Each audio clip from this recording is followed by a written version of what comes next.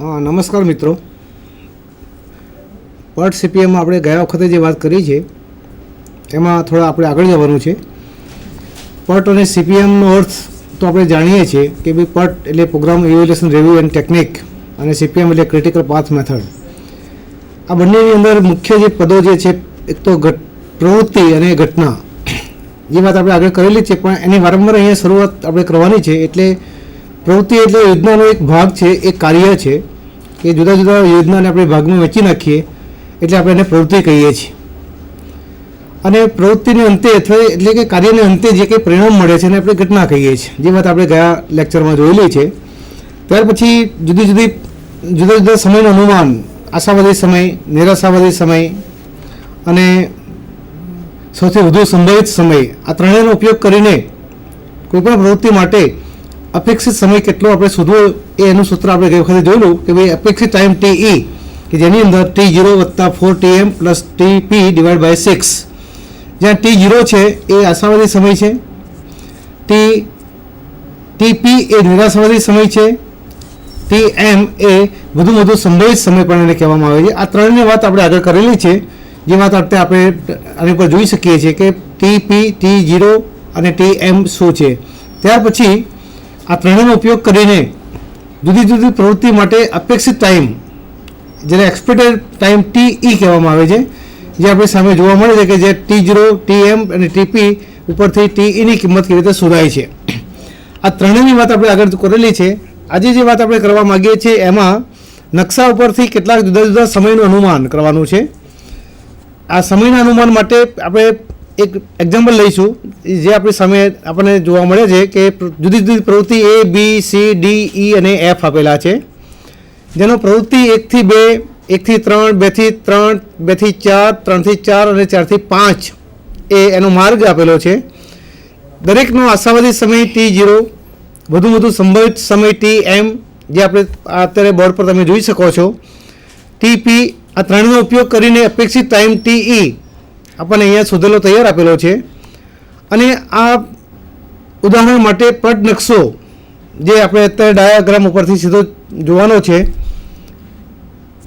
પટ નકશો તમારી સામે છે કે જો એમાં પ્રવૃત્તિ A જેનો માર્ગ છે 1 થી 2, જેનો સમય છે 2, પ્રવૃત્તિ B જેનો માર્ગ છે 1 થી 3, જેનો સમય છે 5, પ્રવૃત્તિ C જેનો માર્ગ છે 2 થી 3, જેનો સમય છે 4 એકમ, પ્રવૃત્તિ D જેનો માર્ગ છે 2 થી 4, જેનો સમય છે 3 એકમ, પ્રવૃત્તિ E જેનો માર્ગ છે 3 થી 4 અને એનો સમય છે 4 એકમ, અને અંતિમ પ્રવૃત્તિ જેને કહેવામાં આવે છે કે જેનો માર્ગ છે 4 થી 5 અને એનો સમય છે 5, F પ્રવૃત્તિ એ આપણે અહીંયા અંતિમ પ્રવૃત્તિ છે।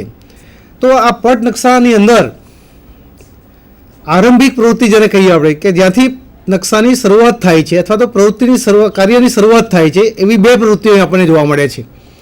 1 થી 2નો માર્ગ છે અને 1 થી 3નો માર્ગ છે। આ બંને પ્રવૃત્તિઓ એ આરંભિક પ્રવૃત્તિઓ છે કે જ્યાંથી કોઈપણ યોજનાની શરૂઆત થયેલી છે। એટલે એનો થમ કે એની અગાઉ પૂર્વગામી કોઈ પ્રવૃત્તિ દેખાતી નથી આપણને।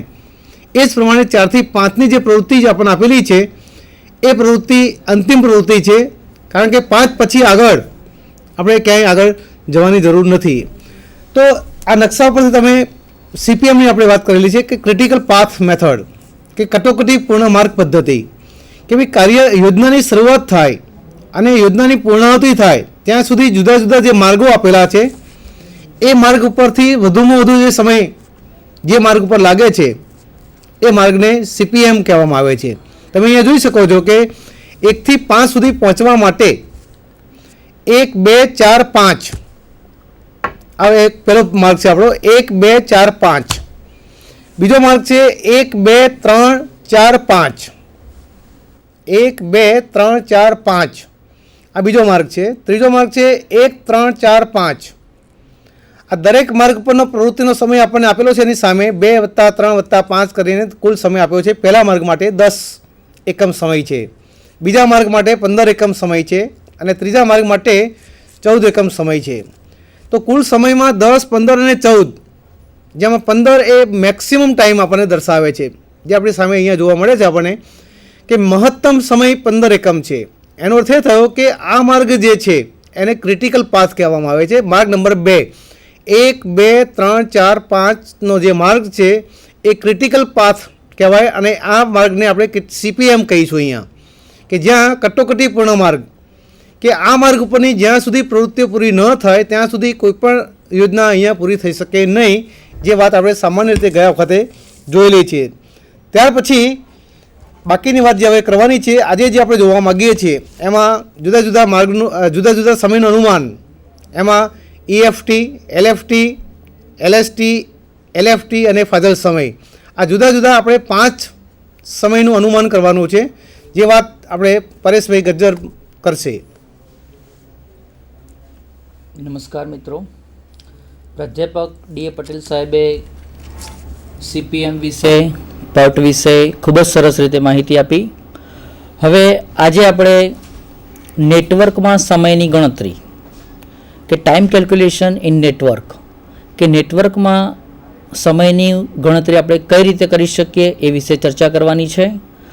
તો આપણી પાસે અલગ અલગ જુદા જુદા જે આપણે સમય કહી શકીએ એવા 5 સમય છે. પહેલું છે EST, જેને આપણે અર્લીએસ્ટ સ્ટાર્ટિંગ ટાઈમ, કે પ્રવૃત્તિ શરૂ થવાનો વહેલામાં વહેલો સમય. એ જ રીતે બીજું છે EFT, કે જે અર્લીએસ્ટ ફિનિશ ટાઈમ, પ્રવૃત્તિ પૂરી થવાનો વહેલામાં વહેલો સમય. એ જ રીતે છે LST, કે જેને આપણે લેટેસ્ટ સ્ટાર્ટિંગ ટાઈમ, એટલે કે પ્રવૃત્તિ પૂરી શરૂ થવાનો મોડામાં મોડો સમય.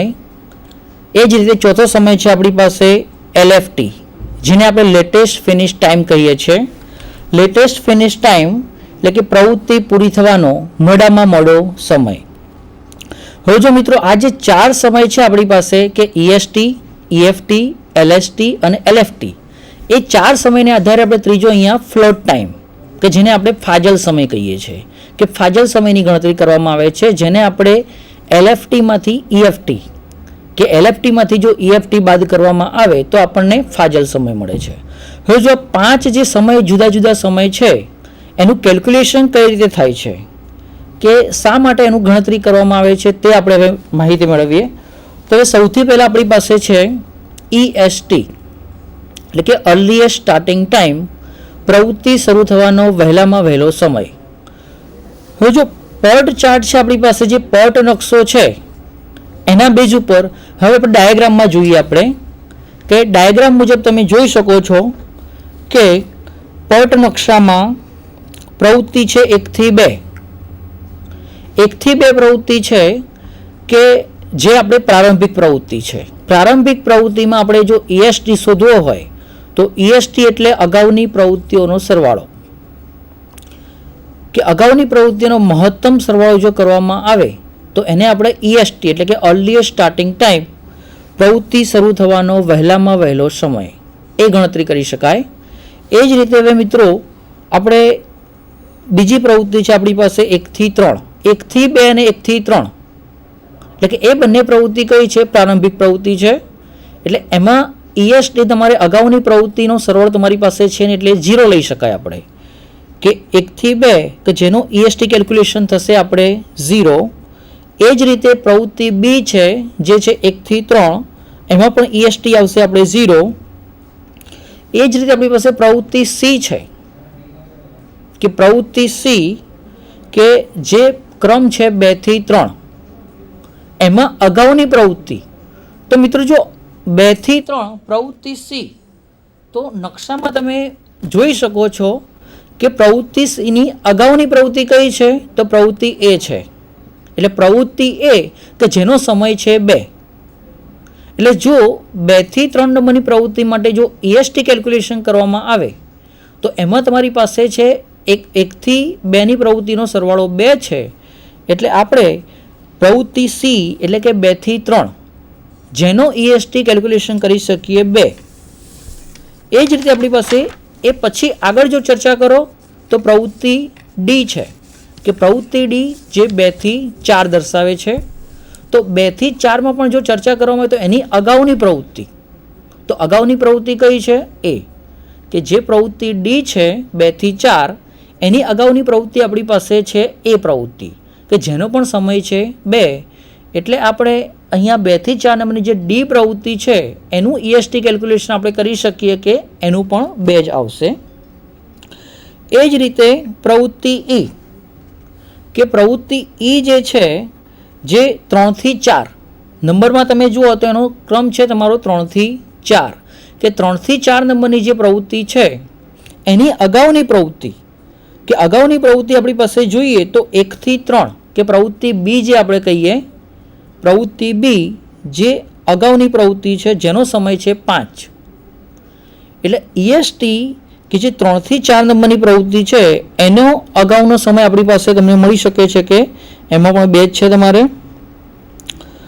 હવે જો પ્રવૃત્તિ એ પછી આપણે પ્રવૃત્તિ ઈ. હવે જો ડાયાગ્રામમાં જુઓ મિત્રો કે પ્રવૃત્તિ ઈ છે કે જેનો સમય તમારે 3 થી 4 છે. હવે 3 થી 4, હવે જો મિત્રો ડાયાગ્રામ પ્રમાણે તમે જોઈ શકો છો તો એ પ્રમાણે 3 થી 4 નંબરની જે પ્રવૃત્તિ છે કે જેમાં અગાઉની પ્રવૃત્તિઓ, તો અગાઉની પ્રવૃત્તિઓ આપણી પાસે 2 છે, કે જો 3 નંબર સુધી તમારે જો પહોંચવું હોય તો 1 થી 2, 2 થી 3 એ પ્રમાણે પણ પહોંચી શકાય. અને એ સિવાય બીજો રસ્તો છે કે 1 થી 3. હવે જો આપણી પાસે શું છે કેલ્ક્યુલેશન, કે EST એટલે અગાઉની પ્રવૃત્તિઓનો મહત્તમ સરવાળો. મહત્તમ એટલે આપણી પાસે જે 2 રસ્તા છે, પહેલો છે 1 થી 3, કે જેમાં તમે એનું કેલ્ક્યુલેશન આવે છે 5 એકમ. એ જ રીતે બીજો રસ્તો છે આપણી પાસે 1 થી 2 અને 2 થી 3. હવે જો 1 થી 2 અને 2 થી 3 જેના સમયનો જો સરવાળો કરવામાં આવે તો એ છે 2 વત્તા 4 એટલે કે 6. હવે આપણી પાસે શક્ય જે 2 રસ્તાઓ છે એટલે કે 1 થી 3 અને બીજો 1 થી 2 અને 2 થી 3, જેમાં સૌથી મહત્તમ આપણે જોઈ શકીએ તો 2 વત્તા 4 એટલે 6 થાય. એટલે આ જે 3 થી 4 નંબરની જે પ્રવૃત્તિ છે એનો આપણે EST કેલ્ક્યુલેશન કરી શકીએ 6. બરાબર. એ જ રીતે આપણી પાસે છેલ્લી પ્રવૃત્તિ છે 4 થી 5, કે જે પ્રવૃત્તિ F છે. હવે જો F માટે જો ESTનું કેલ્ક્યુલેશન કરવામાં આવે તો ESTનું આપણું ફોર્મ્યુલા એ પ્રમાણે છે કે અગાઉની પ્રવૃત્તિઓનો મહત્તમ સરવાળો. હવે જો મિત્રો અગાઉની પ્રવૃત્તિઓનો મહત્તમ સરવાળો, અહીંયા તમારી પાસે અલગ અલગ 3 રસ્તા છે. 3 રસ્તાઓમાં તમારી પાસે 1 થી 2, 2 થી 4. પહેલો રસ્તો છે 1 થી 2 અને 2 થી 4, કે જેમાં તમારો સમય છે 2 વત્તા 3 એટલે કે 5 થશે. એ જ રીતે બીજું છે 1 થી 2, 2 થી 3 અને 3 થી 4, કે બીજો રસ્તો આપણી પાસે છે 1 થી 2, 2 થી 3, 3 થી 4. બરાબર. અને એ જ રીતે કે તમારી પાસે ત્રીજો રસ્તો જે છે કે જે 1 થી 3 અને 3 થી 4. હવે જો મિત્રો ત્રણેય રસ્તા આપણી પાસે જે છે એમાં જો સમયનું કેલ્ક્યુલેશન કરવામાં આવે તો પહેલો રસ્તો છે 1 થી 2 અને 2 થી 4, કે જેમાં કેલ્ક્યુલેશન આવે છે 2 વત્તા 3 એટલે કે 5 થશે. બીજો જે રસ્તો આપણી પાસે છે 1 થી 2, 2 થી 3 અને 3 થી 4, કે જેમાં 2 વત્તા 4 વત્તા 4 એટલે એનો કુલ સરવાળો થશે 10. એ જ રીતે ત્રીજો આપણી પાસે જે રસ્તો છે 1 થી 3 અને 3 થી 4, કે જેમાં આપણી પાસે એનો સરવાળો 5 વત્તા 4 એટલે 9 થશે. બરાબર. હવે જો આ ત્રણેય જે રસ્તાઓ છે, ત્રણેય રસ્તાઓ પૈકી મહત્તમ, કે ત્રણેય જે રસ્તાઓ પૈકી મહત્તમ જે છે એ છે બીજો રસ્તો કે જે 1 થી 2, 2 થી 3 અને 3 થી 4, કે જેનો મહત્તમ સરવાળો આવે છે 10 એકમ. એટલે મિત્રો આ જે આપણી પાસે જે રસ્તો છે 4 થી 5 કે પ્રવૃત્તિ F, જેનું આપણે કેલ્ક્યુલેશન તમે કરો તો એનું EST કેલ્ક્યુલેશન થશે 10 એકમ. બરાબર. હવે જો આ જે ESTમાં મેન આપણે જોયું કે શું છે, મેન મુદ્દો એમાં શું છે કે અગાઉની પ્રવૃત્તિઓનો મહત્તમ સરવાળો. હવે જો આ જે છેલ્લી જે પ્રવૃત્તિ આપણે જોઈ F, એમાં ખાસ તમારે ધ્યાન રાખવાનું કે એની અગાઉ જે 3 પ્રવૃત્તિ હતી, 3 અલગ અલગ 3 રસ્તા હતા, અને ત્રણેય રસ્તાઓ પૈકી જે મહત્તમ સમય છે તે આપણે અહીંયા EST તરીકે ધ્યાનમાં લેવામાં આવે છે. ઘણા મિત્રો એવી ભૂલો કરે છે કે ત્રણેયમાંથી 1 થી 2 કે 2 થી 3નું કેલ્ક્યુલેશન લે છે, 1 થી 3 ડાયરેક્ટ લે છે, પણ એવું નથી કરવાનું. અહીંયા આપણી પાસે જે મહત્તમ સમય છે કે અલગ અલગ જે આપણી પાસે 3 રસ્તાઓ હતા કે 1 થી 2, 2 થી 3, એ જ રીતે ડાયરેક્ટ 1 થી 3 અને 3 થી 4. હવે જો એ જ રીતે મિત્રો અહીંયા આપણી પાસે જે મહત્તમ સમય છે કે ભાઈ 1 થી 2, 2 થી 3 અને 3 થી 4, જેને આપણે EST માટે ધ્યાનમાં લેવામાં આવે છે. હવે જો મિત્રો આ ફર્સ્ટ કેલ્ક્યુલેશન થયું આપણું કે અર્લીએસ્ટ સ્ટાર્ટિંગ ટાઈમ, પ્રવૃત્તિ શરૂ થવાનો વહેલામાં વહેલો સમય. હવે એ પછી આપણી પાસે બીજો સમય છે EFT, કે જેને આપણે અર્લીએસ્ટ ફિનિશ ટાઈમ, એટલે કે એને આપણે ગુજરાતીમાં કહી શકીએ પ્રવૃત્તિ પૂરી થવાનો મોડામાં મોડો સમય, કે જે આપણે EFT અર્લીએસ્ટ ફિનિશ ટાઈમ એટલે પ્રવૃત્તિ પૂરી થવાનો વહેલામાં વહેલો સમય. કોઈ પણ પ્રવૃત્તિ આપણે ચાલુ કરેલી છે વહેલામાં વહેલી એને ક્યારે પૂરી કરી શકાય. હવે જો મિત્રો આ જે મિત્રોને ESTનું કેલ્ક્યુલેશન આવડે છે તે EFT ઇઝીલી કરી શકે છે, કે EFT એટલે કે EST વત્તા તે પ્રવૃત્તિનો સમય. હવે જો આપણે ખાલી EFTમાં શું યાદ રાખવાનું છે કે અગાઉ જે ESTનું જે કેલ્ક્યુલેશન કર્યું છે એમાં આપણે જે તે પ્રવૃત્તિનો સમય ખાલી ઉમેરવાનો છે. હવે જો જે તે પ્રવૃત્તિનો સમય ઉમેરવામાં આવે તો ડાયરેક્ટલી આપણને EFTનું કેલ્ક્યુલેશન મળી જશે. બરાબર. હવે જો મિત્રો ડાયાગ્રામમાં તમે જોઈ શકો છો કે EFT, બરાબર, બીજું જે આપણી પાસે કેલ્ક્યુલેશન કરવાનું છે તમારે EFT, બરાબર. તો EFTમાં આપણે શું કરવાનું છે, તો EST વત્તા તે પ્રવૃત્તિનો સમય. હવે જો આપણે અહીંયા કેલ્ક્યુલેશનમાં તમે ધ્યાન રાખો કે પહેલી પ્રવૃત્તિ આપણી પાસે છે 1 થી 2, એનો EST આપણે અગાઉ કેલ્ક્યુલેશન કર્યું છે કે 0 છે. હવે એ 0ની અંદર તે પ્રવૃત્તિનો સમય એટલે કે 1 થી 2 નંબરની પ્રવૃત્તિ છે એનો સમય છે 2 એકમ. એટલે એમાં જો 2 એકમ ઉમેરવામાં આવે તો પ્રથમ પ્રવૃત્તિ માટે EFTનું કેલ્ક્યુલેશન થઈ શકે 2 એકમ. એ જ રીતે બીજું છે પ્રવૃત્તિ B, કે જેનો માર્ગ છે 1 થી 3, કે જેમાં આપણે અગાઉ EST કેલ્ક્યુલેશન કર્યું છે તે 0 એકમ છે, અને જે B નંબરની પ્રવૃત્તિ 1 થી 3ની છે તેનો સમય છે 5 એકમ. હવે જો મિત્રો આ બંનેનો જો સરવાળો કરવામાં આવે કે 0 વત્તા 5, એટલે બીજી પ્રવૃત્તિ માટે EFT થશે